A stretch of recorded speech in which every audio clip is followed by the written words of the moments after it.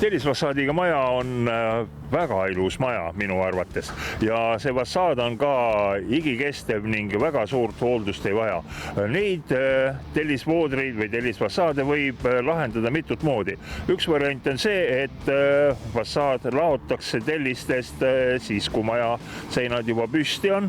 Teine versioon on see, et fassaad nii-öelda plaaditakse tellisekuulistest plaatidest seinapaneelidele peale, nii nagu Redori eelmisel arendusel siinsamas Sakus oli. Ja kolmas versioon on see, mida näeme siin praegu minu selja taga. Tellisvooder on juba seinapaneelil peal ja ta tõstetakse paika ning enam rohkem nii-öelda vooderdustöid siin objektil eriti teha ei tule. Kuidas aga need paneelid sünnivad? Lähme vaatame tehases.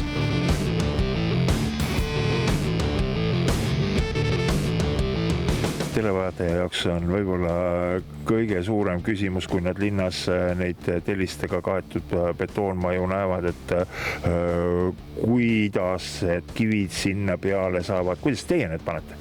Tellised saadetakse meile tegelikult siia koha peale tehasesse. Tegemist on täitsa päris tellisega, mis on lõigatud siis õhemaks. Tellised laotakse meil vormi põhja. Valatakse siis vuugiseguga, sõltub mis värvi seal soovitakse, vuugiseguga siis valatakse see täis, siis tuleb väliskihi betoon, soojustus ja sisekiht.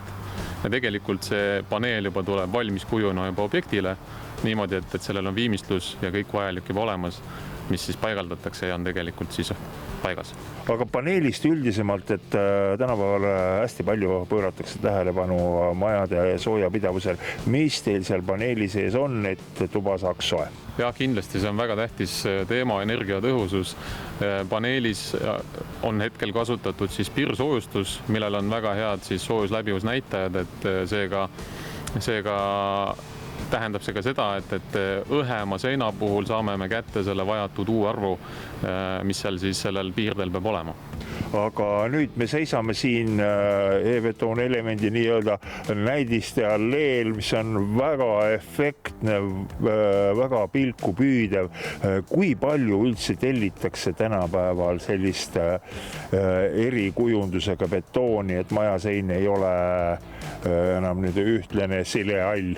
Ja arhitektid on tegelikult viimasel ajal muutunud natukene julgemaks, et nad kasutavad juba eksklusiivsemaid viimistlusi, näiteks see samune tellis ja tegelikult ka graafiline betoon, mida me siin tehases saame ilusti teostada, nii et ma ütleks, et viimasel ajal on tegelikult arhitektid muutunud ikkagi julgemaks. Seleta natukene lahti, mis on graafiline betoon?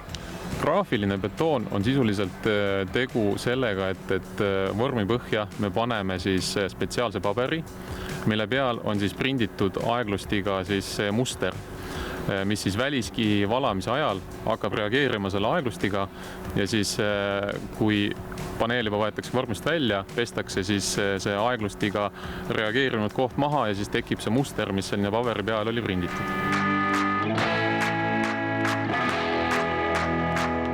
Ja tõepoolest, nagu nägite, siis betoonil on väga palju erinevaid ja erilisi võimalusi.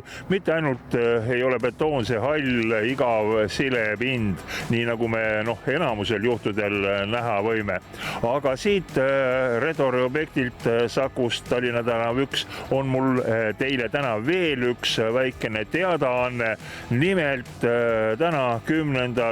mail on siin objektil kliendipäev, nii et kes asjast huvitatud on, siis heitke pilk Redori koduleheküljele.